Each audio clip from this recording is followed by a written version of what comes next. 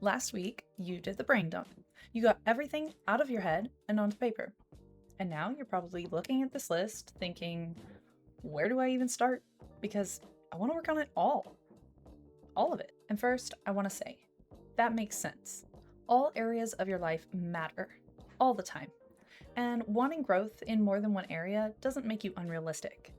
But here's the truth that will save you from overwhelm. Not all goals cost the same amount of energy. So today, we're going to do a quick areas of life check-in. Not to tell you that you can only care about one thing, but to help you choose what deserves your primary focus for now, while you keep everything else supported. When people start a new year, they usually fall in one of two categories. Category 1, they think they have to devote 100% of their energy and time into one major change and nothing else, which gets kind of boring, and burnout is real. Or Category 2, I think more common in the neurodivergent world, they tend to try to improve everything all at once, which again, burnout is real.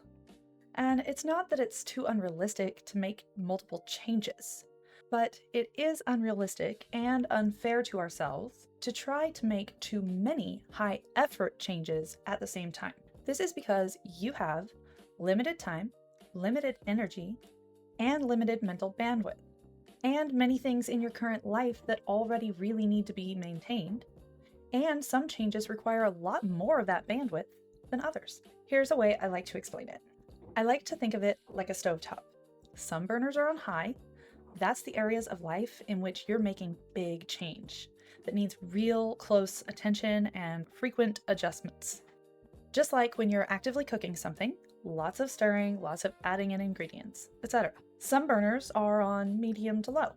That's stable, it still matters, it still gets attention, but it doesn't take as much energy. Like a soup that's basically put together, it just needs to simmer for a while and be stirred every now and then. And then there's some burners that are just on warm. You're keeping it supported, but you're not asking it to grow right now. Maybe waffles staying warm in a low oven. It's an analogy, okay? So today isn't about shutting down 6 burners and only caring about one area of your life. It's about deciding which burner needs to be on high, actively being tended to, in this season, right now, and which ones just need steady maintenance, and which ones fall somewhere in between. Now, I want you to think of your life in 7 main areas. These are the buckets, if you will, where basically everything fits. You've got your faith, spiritual life. This is your relationship with God, your prayer, scripture, spiritual growth, obedience, your identity in Christ, and everything that fuels it. You've got your relationships, marriage, family, friendships, even community. These are the people that you are called to love well. You've got your health and wellness. This is physical health, mental health, energy, nourishment, movement, how you feel in your body and your mind. You've got home and environment, your house, your routines, your organization, your physical environment, even your car falls under this category. The space that supports or drains you day in and day out. Then you've got work and finances. Obviously, this is your career, your business, your income, budgeting, stewardship, your financial peace, or lack thereof. Next is personal growth and fulfillment. This is where learning, skills, creativity, hobbies, healing, getting coaching falls under this category. Your identity, balance, sense of purpose, becoming who you know you're called to become, and living that out to the fullest. And then last, but definitely not least, is your rest and leisure. Rest, your fun, your play, your joy, your Sabbath rhythms, the things that refill you instead of draining you. And I want to say this very clearly. All 7 areas of life matter. None matter more or less than the others. This is not about choosing one and neglecting all the rest. This is about recognizing that each area can be in a different mode, depending on your season. Maintenance mode is stable. You don't need big changes here right now. Maybe you've already improved it in the past, or it's just fine how it is. You just need to keep it going. Growth mode. This is ready for intentional progress and improvement. You know where changes would benefit you, and you're ready to put those changes into place. And then there's the mode that nobody wants to be in, crisis mode. This needs urgent attention because it's leaking into everything else in your life, making every other area harder. So today we're going to identify what area of life is in which mode. And then you're going to decide where your primary big change focus should go for now. Okay? I want to make those two last words really clear. For now. You aren't stuck working on just one area of life the whole year, but you want to focus on one big change at a time so that you don't overwhelm yourself. I've made this mistake many times, and I've finally learned from it. Here's exactly what I want you to do this week. You're going to rate each area of life from 1 to 10. Now, you can grab a free printable down below if you'd like, but you can also totally just do this in the same notebook that you did your brain dump in last week. List each area of life and give it a simple 1 to 10 satisfaction score. 1 being this feels heavy, chaotic, painful, or neglected. 5 meaning this feels stable, but I know many ways in which I'd like it to be better.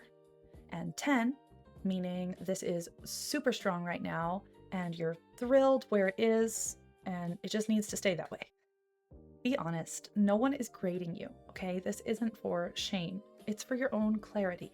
1 to 3 is crisis mode, 4 to 7 is prime growth mode, and 8 to 10 is maintenance mode. You can ask yourself a few questions as you rate that might bring up some inspiration on what area you should work on the most right now. Questions like, where am I struggling the most right now? Where would progress create the biggest ripple effect across other life areas? Where do I feel the most stress, guilt, or pressure right now?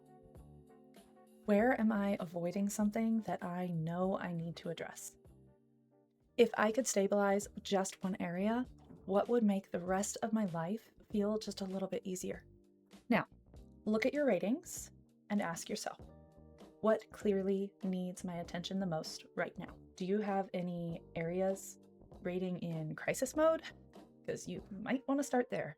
What could stay on medium or low? Maybe you could implement a gentle growth plan.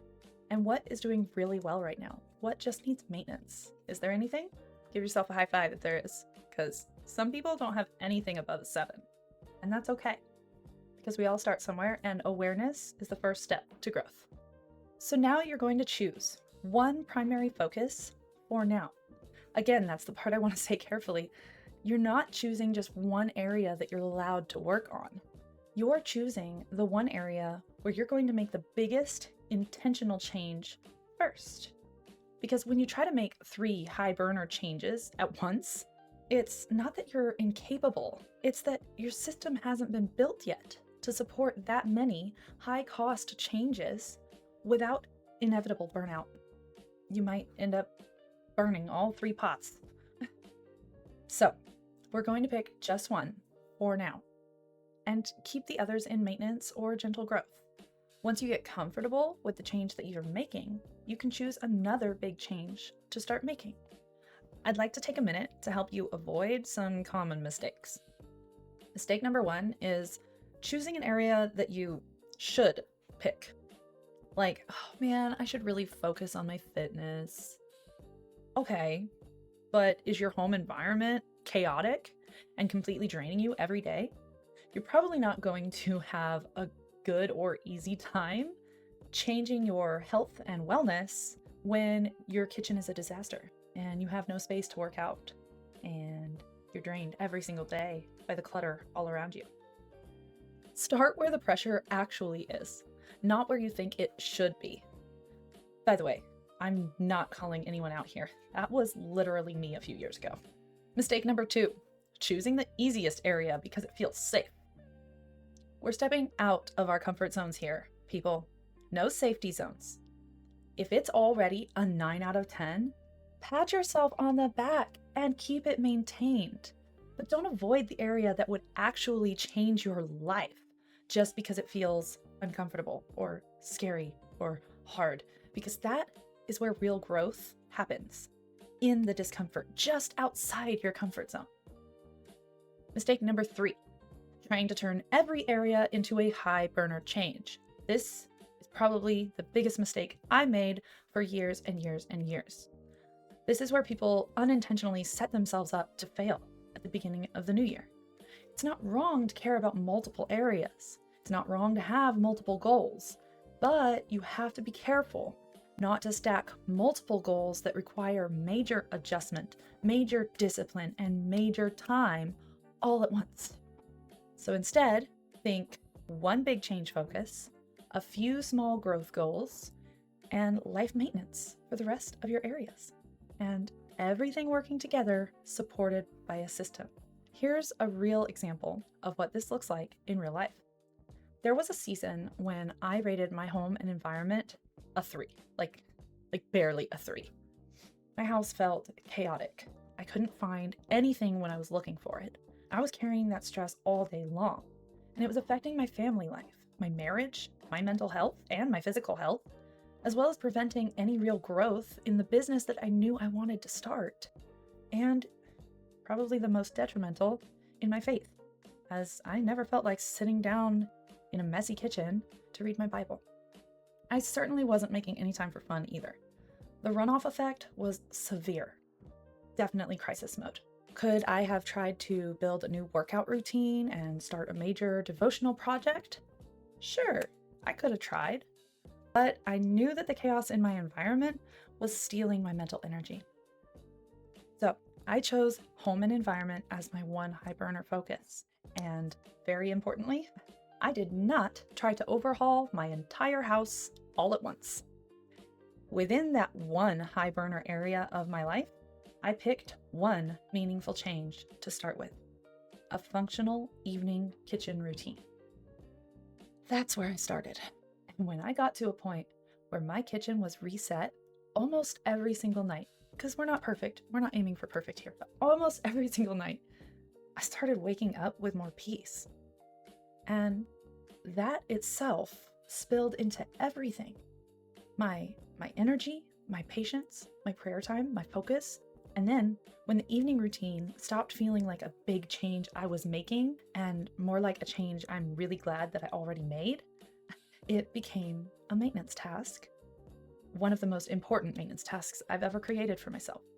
And then I was able to tackle a whole house declutter plan, one room at a time, which eventually led to an organization process for what was left. Those 3 major changes that I made led to more peace within my family life, less time and energy wasted looking for stuff and then getting mad when I can't find it, and more time and energy for everything else. That's what I mean by a ripple effect. One focused change can stabilize multiple areas of life, or at least start stabilizing them. It's a process. Now you've done 2 powerful things in this series so far. You've cleared the mental clutter with a brain dump, and you've identified which area of life needs your focused attention right now. Next week, we're going to talk about identifying your why, because your why is what keeps you going when things get hard, and things will always get hard. But here's what I've learned. Even if you pick the perfect focus area, life still happens. That's where having a system really comes in handy. Because the reason that most people don't follow through with their goals isn't that they chose the wrong goals per se. It's that they don't have a weekly rhythm to review what's working and what's not, to plan the next right steps, to adjust when life changes, and to keep moving forward without spiraling. That weekly rhythm is exactly what we build together inside the group coaching program that I'm launching, Grounded and Growing on Purpose. And yes, as your systems get stronger, you absolutely can grow in multiple areas of life at once. But it becomes more sustainable when you have a process to adjust your burners week by week. If you'd like me to walk you through that system step by step, starting mid-February, keep an eye out. Enrollment will be opening soon for the founding round of Grounded and Growing on Purpose. There's only 25 spots because I'm keeping it intentionally small so that I can actually coach each and every one of you. I'll share more details in coming weeks, but either way, even if you never joined the program, do this check-in this week. Rate your areas of life, identify your burners and the state that they're in. Choose your high burner focus area because 2026 gets lighter when you stop trying to carry everything at the same level of importance all at once. All right, I'll see you guys next week in the why video. And remember, keep going, because you're worth it.